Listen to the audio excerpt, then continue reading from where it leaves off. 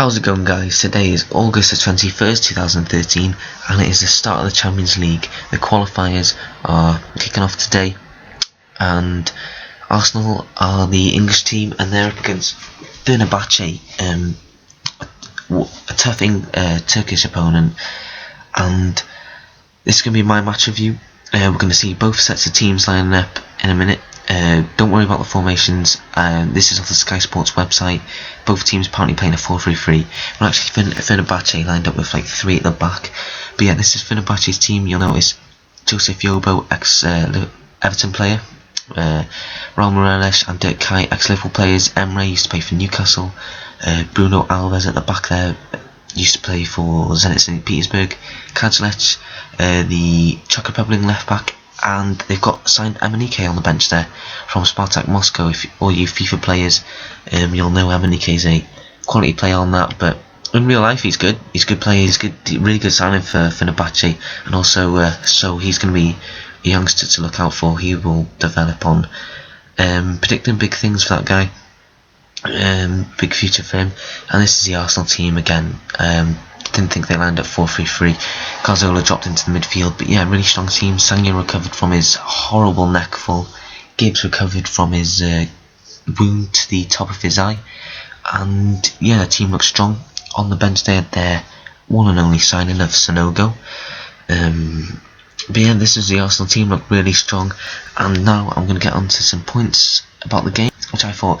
So Arsenal started off really well, high tempo game, passing, getting in Fenerbahce's faces, not letting Fenerbahce pass, closing them down, and it really worked for Arsenal at the start. Like Fenerbahce looked really nervous, like it was like Fenerbahce came to the Emirates and they were like sitting back for that draw. That's how it was. Like they were bricking themselves basically, Fenerbahce, and from early on you could tell Walcott was going to be the main threat down that right hand side. You know, if you could just slip a nice pass into there, then Walcott was in, because he had the beating of Kajlec. Experienced left back though, but Walcott had the pace, just the pace to beat him.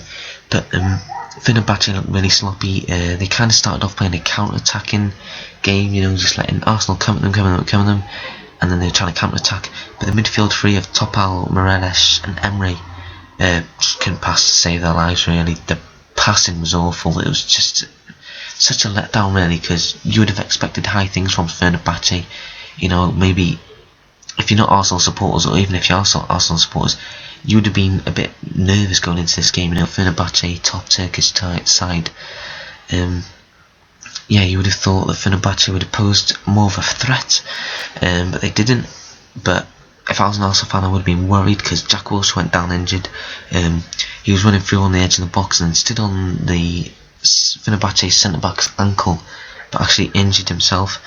But he got up, he went off, he came back on, looked fine. But the real injury where he was Koscielny, he got kicked in the face by Webbo. The ball was head high for Koscielny, so he wasn't in the wrong. He wasn't like putting his head down low. His head was up high, heading the ball, and Webbo just booted him in the head. And he only got a yellow card, but I don't know, it deserved a red card, but the circumstance of the game, you know, it's a qualifier, it's, I don't know, you know, the referee was probably like, it doesn't really matter, just give him a yellow card. And Koscielny was cut open on the top of his head. He was down for quite a while. That's why it was 3 minutes of added time at half time. And then Jenkinson came on for Koscielny. Jenkinson went right back. Sagna moved over to centre back. But after that, Arsenal creating so many chances. Cazorla really missed him on the weekend. I think he was creating so many chances, looked main threat. But Arsenal lacked that va-va-voom, like the Thierry Henry, Freddie Ljungberg, Dennis Bergkamp, you know. They lacked one of those players up front.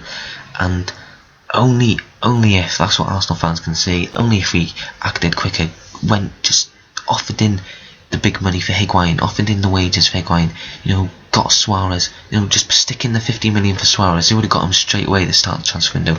Same with Rooney, stick in the 35 million bid for Rooney, get him, done deal. Good striker, good threat, but they haven't. They've left it late. They've put in a 10 million bid for Kabay, and PSG are going to nick Kabay off them. And just whoever Arsenal go for, the other teams around them are just like, we'll go in for them and we'll get the player. It's just like, Arsenal have the cash, but they just don't get it done. They offer a stupid amount of money, like little amount of money, like could buy 10 million. He's obviously not going to do that. Newcastle know the way the market works. They're going to want 16, 17 for him, and that's what PSG are going to do. PSG come in 18 million, and that should be a done deal in a couple of days. But back to the game. Finally, after half time, Wenger probably getting at them, having a talk to them, and Theo Walcott down that right hand side plays in Gibbs. Well, pass it across goal, Gibbs. 51st minute goal, relief, pressure off their backs, and it showed as Arsenal improved. And moving on to 64th minute, where Aaron Ramsey finally scored. And for you superstitious people out there, you know, when Ramsey scores, a famous person dies. You know, Bin Laden, I think Whitney Houston. There's a couple of other people. You know, big celebrities have died, so yeah, look in the papers tomorrow, see if anyone's died. Could be Justin Bieber, could be One Direction. Hey, who knows, anything can happen. But then Fenerbahce playing really poorly. Arsenal start controlling the game, dominating, and 77th minute, Giroud with a great penalty, and that finishes the game off 3-0. Arsenal can play the next game at the Emirates with no pressure. Basically, they've got their free, I think, away goals. Yeah, away goals would be on. They can just go out and relax, concentrate for Fulham now, get ready for the Fulham on Saturday, and hopefully all goes well for Arsenal. But yeah, basically overall review, very disappointing from Fenerbahce's side. Would have expected them to come out and play more, maybe try and get a goal or two, but they didn't. They let Arsenal control, they let Arsenal get on them straight away, and Arsenal showed by scoring 3 goals and basically wrapping up, and they're going to be in the pot for the group stages. So yeah, well done Arsenal. I'm going to say it's game over now. Hopefully I won't have to relive my words come next week and out of Fenerbahce go and win 4-0. That would be something.